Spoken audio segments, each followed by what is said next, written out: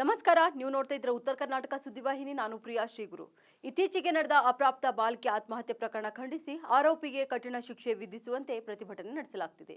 ವೀರಶೈವ ಮಹಾಸಭಾ ನೇತೃತ್ವದಲ್ಲಿ ನಗರದ Basaveshwara circle bus ನಿಲ್ದಾಣ ಸೇರಿ ವಿವಿಧ ವೃತ್ತಗಳಲ್ಲಿ ಟೈರ್ಗೆ ಬೆಂಕಿ ಹಚ್ಚಿ ಧಿಕ್ಕಾರ ಕೂಗುವ ಮೂಲಕ ಆಕ್ರೋಶ ವ್ಯಕ್ತಪಡಿಸಿದ ಪ್ರತಿಭಟನಾಕಾರರು ಅನ್ಯಕೋಮಿನ ಯುವಕ ಕಿರುಕುಳಕ್ಕೆ ಬೇಸತ್ತು ಆತ್ಮಹತ್ಯೆಗೆ ಶರಣಾದ 14 ವರ್ಷದ ವಿದ್ಯಾರ್ಥಿ ಸಾವಿಗೆ ನ್ಯಾಯ ಕೊಡಿಸಬೇಕು.